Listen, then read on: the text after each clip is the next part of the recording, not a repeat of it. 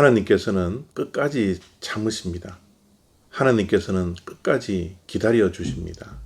하나님은 끝까지 우리들에게 기회를 주십니다. 그런데 문제는 우리가 끝까지 죄악을 벗어버리지 못하고 끝까지 불순종하며 끝까지 하나님께서 주신 기회를 놓친다라는 겁니다. 그래서 하나님께서 더 이상 참을 수 없는 그런 상황까지 오게 됩니다. 예레미야 44장 22절 23절 말씀입니다.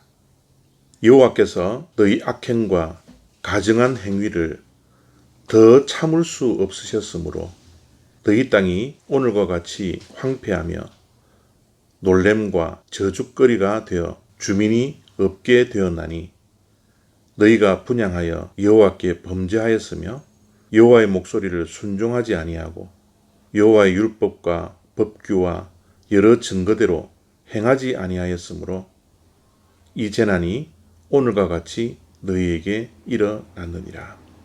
이때까지 하나님께서 남유다 백성들에게 끊임없이 선지자들을 보내주시고 하나님께로 돌아오라고 회개를 촉구하는 말씀을 하셨습니다. 그럼에도 불구하고 남유다 백성들은 하나님의 말씀을 듣지 않았습니다. 귀 기울이지 않았습니다. 외면하고 무시했습니다. 끝까지 그들은 회개하지 않았습니다.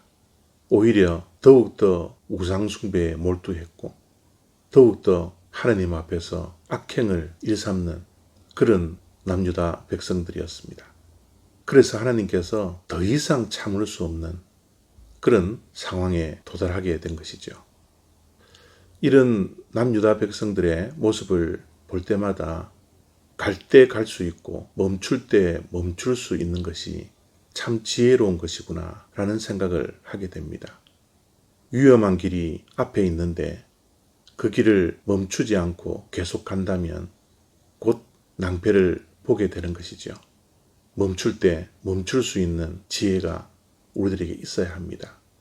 그런데 우리의 삶을 돌이켜보면 가는 길 멈춘다라는 것이 얼마나 어려운 것인가를 우리가 너무나 잘 알고 있지 않습니까? 내가 가는 길이 잘못된 길을 알 수 없어서 멈추지 못할 때도 얼마나 많이 있습니까?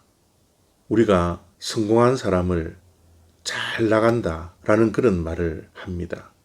나가는 것, 앞으로 가는 것만 성공의 척도인 것처럼 우리가 생각할 때가 얼마나 많이 있습니까? 잘 나가는 것이 성공이 아니라 잘 멈추는 것이 성공이라는 것을 우리가 잘 알아야 하는데 우리는 멈추기보다는 앞으로 나아가는 것만 미덕으로 삼았던 우리들의 가치관이 있기 때문에 어쩌면 멈추는 것이 이토록 힘든지 모르겠습니다. 하나님과 멀어져 가고 있는 삶은 하루속히 멈춰야 합니다.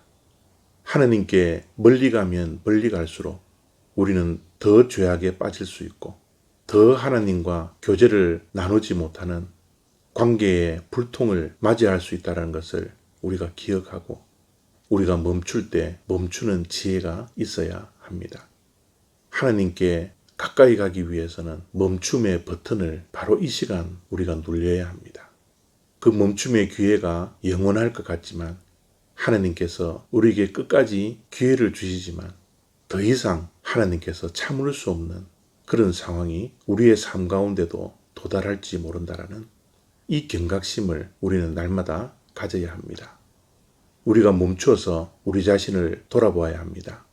하나님보다 더 사랑하는 무엇이 내 삶 속에 있는지, 하나님보다 더 소중하게 여기고 있는 것이 내 삶 속에 있는 것인지, 하나님을 생각하는 것보다 더 많이 생각하는 그 무엇이 있는 것인지, 멈춰야 보이는 것들을 우리는 멈추어서 보아야 합니다.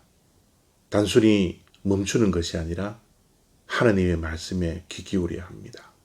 우리의 영적인 모든 기관을 다 열어놓고 말씀을 통하여서 내 자신을 정직하게 볼 수 있어야 합니다.